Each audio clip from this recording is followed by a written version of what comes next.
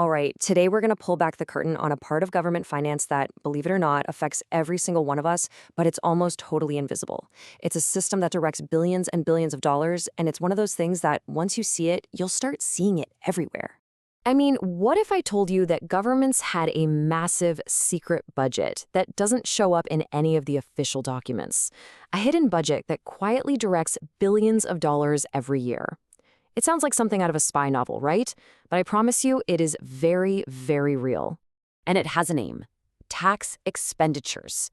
Yeah, I know, the name itself doesn't exactly scream excitement, but stick with me, because its impact is absolutely enormous. So let's break down what this hidden budget really is, how it works, and why it matters so much.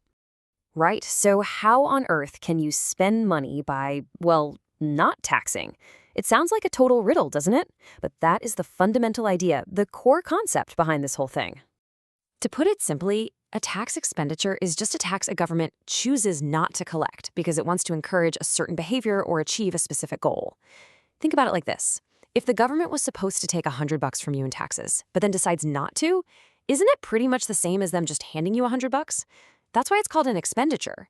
It's really just a tax break that acts exactly like a spending program. And this really lays it out perfectly. A government can take two paths to get to the exact same goal. Path 1, direct spending. They send a family a check. That's super easy to see, right? It's a line item in the budget. Path 2, the tax expenditure.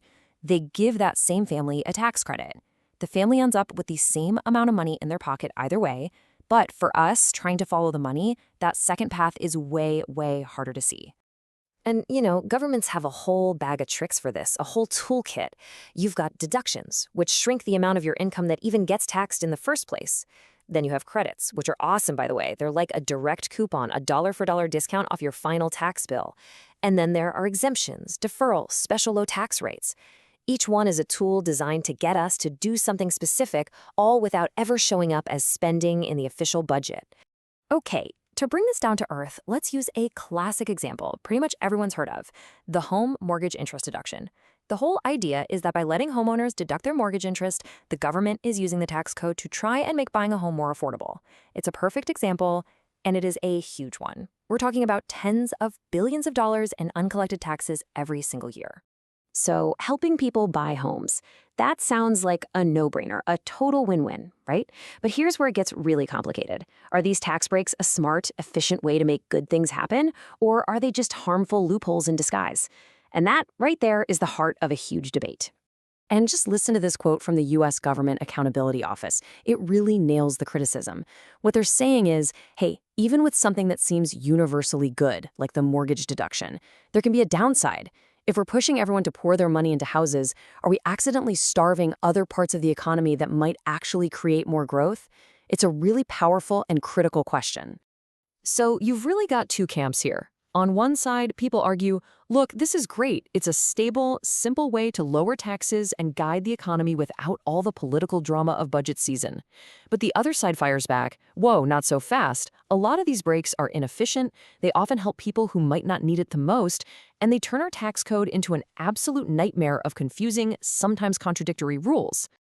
Okay, so if these things are so important and so controversial, why aren't they on the news every night? Well, that takes us right back to why we call it a hidden budget in the first place. It all comes down to one massive problem: just trying to track them. And I mean, the scale here is just staggering. The U.S. federal government alone lists more than 160 of these different tax expenditures. They cover everything from green energy to defense. And remember, that's just the federal level. We haven't even touched on the hundreds and hundreds more that exist in the states. But here's the kicker. This is the biggest flaw in the whole system. No one can even agree on what a tax expenditure actually is. Seriously. What one government calls a special tax break, another one just calls, well, it's normal tax policy. And if you can't even agree on the basic definition, how in the world can you compare anything or track where all this money is actually going? You can't. And this example just illustrates the problem perfectly. Take California. They don't tax services. And to them, that's just the baseline. It's the normal way of doing things, so it's not a tax expenditure. But then you look at West Virginia. They don't tax some services, and they do call it a tax preference, a tax expenditure. So it's basically the same policy, but with two completely different labels. You can see how trying to get a national total on this stuff becomes almost impossible. So on top of that definition problem, the information itself just gets lost. It's almost never in the main budget document. It's often buried in some separate report, that is, if a report even gets published at all. Responsibility is scattered across different agencies, so the data is inconsistent and just plain hard to find.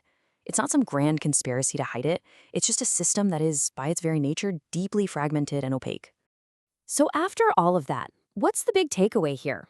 It's complicated, it's hard to track, so why should we really care about this little corner of public finance? Because this is where the rubber meets the road. This is where you see a government's true priorities. The official budget that gets all the headlines, that tells one story. But the tax expenditure budget, that tells the other, quieter part of the story. By seeing what and who a government chooses not to tax, we get a much clearer picture of its real commitments, the values that are funded quietly, year after year, outside the public spotlight. And that leaves us with one last really important question to chew on. Imagine for a second if all of this hidden spending was listed right there in the main budget, right alongside funding for schools, roads, and healthcare. Would we make different choices? Would our priorities as a society maybe change? It's definitely something to think about. Thanks for digging into this with me.